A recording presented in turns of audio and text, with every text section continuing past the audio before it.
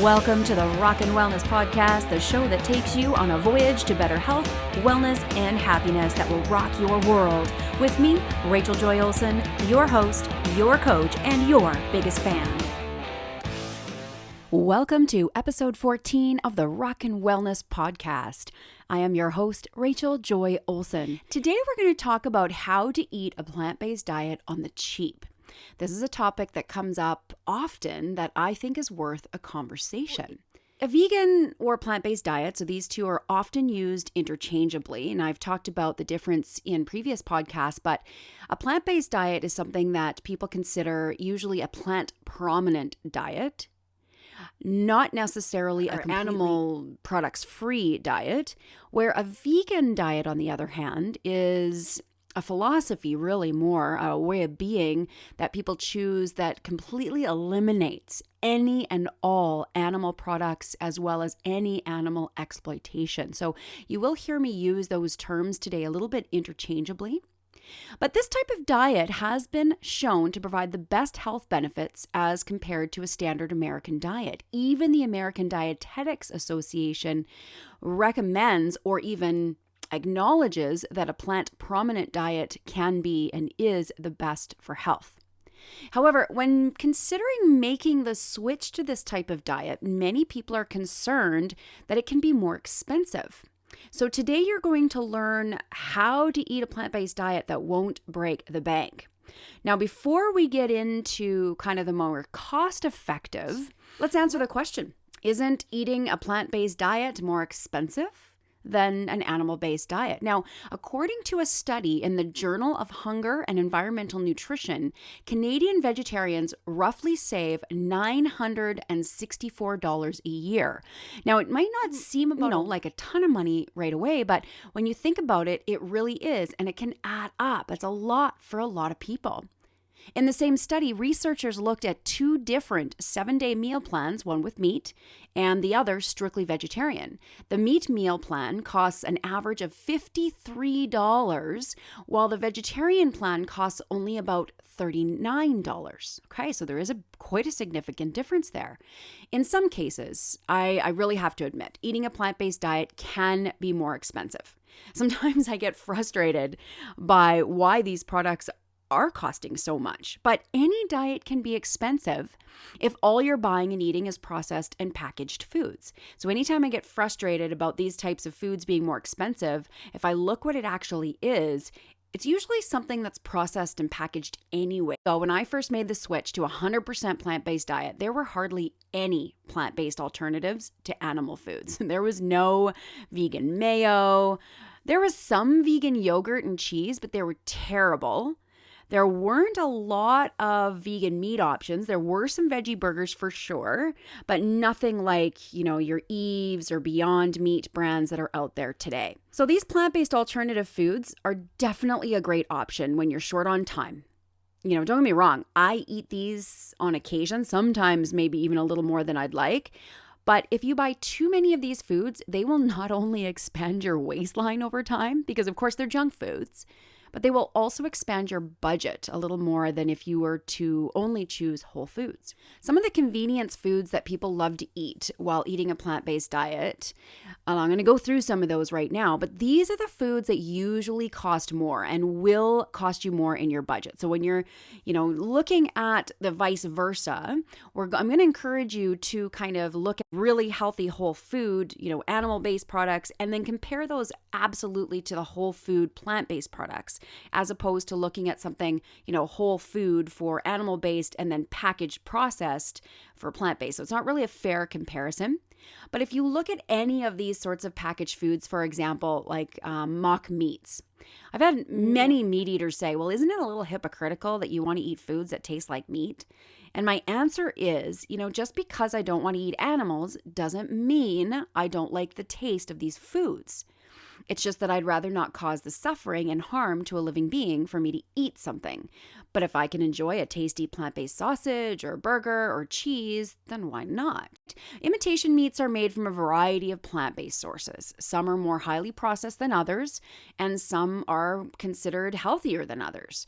Some of my favorite brands include Gardein. Gardein is by far one of my favorites. They pretty much have any plant-based kind of quotation mark meats under the sun.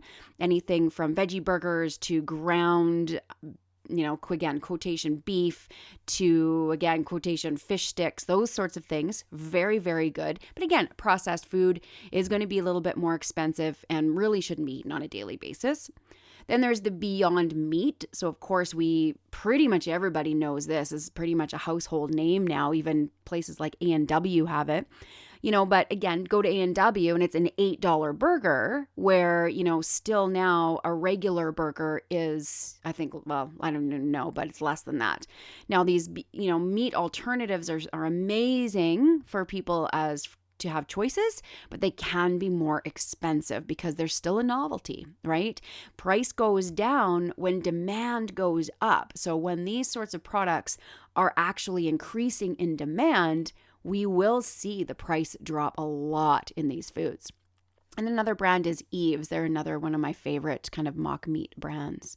So these plant-based meats are a great way to make the transition from an animal-based diet to a plant-based diet while still eating foods that kind of taste like meat, right? These companies spend millions of dollars to pay for research and techniques to basically just transform the amino acids and lipids that make up both plants and animals and transform them into a delicious, healthier, and more sustainable plant-based option. Like animal products, though, these plant-based foods are going to be more expensive, as I mentioned. However, keep in mind that meat products are highly subsidized right now by the government to make them more affordable to buy. So if you would actually factor in the true cost of meat and the amount that your tax dollars actually go to these subsidies, to subsidize these products, then plant-based meats are probably more affordable in the long run. Okay, so let's move on. So another kind of group of foods that can be more expensive are condiments, right? So condiments are usually more expensive, whether it's a vegan mayo or salad dressing or even an egg or dairy option condiment can be a little bit more expensive. However, we're not eating these foods in large amounts anyway. But to save on money, really, instead of buying condiments, consider making your own. It's pretty easy to make a homemade ketchup with fresh tomatoes and spices, and it would allow you to not only save money, but to avoid any preservatives and unhealthy ingredients. So again, getting into the kitchen and making a whole food option is going to save you money. The next group of foods that I want to talk about that can be a little bit more expensive and drive the budget up are energy and protein bars. These are such great grab and go snacks, but they can be very expensive. I know the ones that I really like are $5 a piece for a bar. Right? But if you want to enjoy these grab and go snacks, but want to save a little bit money, consider making your own. They're really, really easy to make. You can make protein bars or energy balls using oats and dried fruits. They're great grab and go. I'll even post a few recipes to make energy balls and different recipes that you can make simple things at home that will save you a lot of money. So I'll post those recipes on the show notes for this page. So make sure you take a look at that. The next category, of course, is fast food. We've kind of already touched on that a little bit, but eating out in general is more expensive than eating at home, for sure. But it doesn't mean that eating out in restaurants is a bad thing, right? It's okay to, budget that in. But it even seems that when you go out to restaurants, some of these vegan options can be more expensive, right? And again, that's just what we talked about. The demand is still growing, so there's going to be a higher price tag attached, right? Because people are not buying these foods as often. There's a lower amount of vegans in the world. And funny enough, actually, when you go to a restaurant and you see the vegan menu on there, it is not to be catered to vegans. Like, these restaurants are not doing it to actually cater to vegans. The population is far too small in the vegan community, but they're actually doing it to give health conscious meat eaters options. Now, vegans, of course, we can go there and now enjoy these meals, especially if we've got meat eating friends. Now it is nice to actually be able to go to a restaurant and we all can enjoy what we want to enjoy. Now, some vegans will choose to support restaurants that still serve meat. Some will decide to not. That's completely up to them.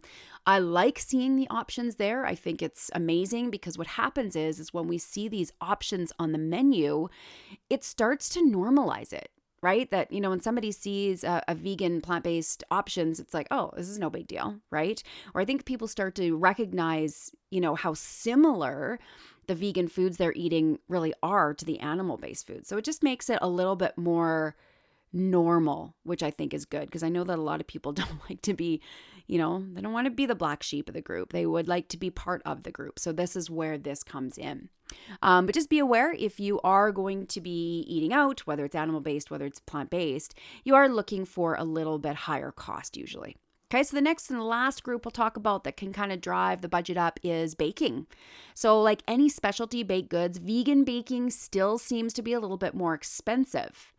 However, of course, this depends on what you're buying, right? But some cookies and cakes may be a little bit more expensive based on higher quality ingredients that are used. But the good news is, if you want to have some fun in the kitchen, you can make your own and keep your costs down, right? I mean, of course, these aren't the type of foods we want to be eating on a regular basis anyway, because they're filled with processed flours, sugars, fats. But it is nice to have a treat every once in a while. Don't get me wrong, I love having a cinnamon bun. So you might spend a little bit more than if you were to bake them yourself, or just go to Safeway and grab something for a couple of bucks.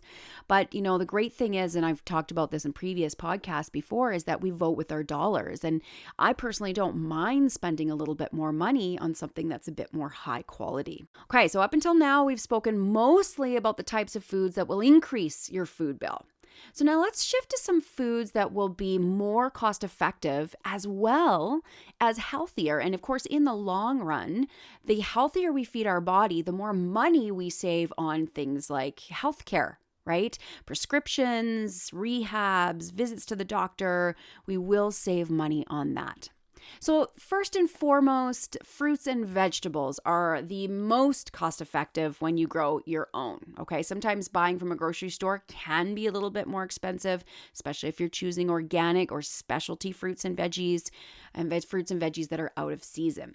But if you've never grown your own food, I suggest giving it a try. And I'm going to have a special guest on talking about growing your own food if you've never done it. So it's really fun and it's just so neat. I find it really cool to plant a seed and then all of a sudden it grows into this beautiful plant. I just find there's something fascinating about that. You can start simple with a few herbs such as basil, parsley, dill in a pot, right? Something easy as that.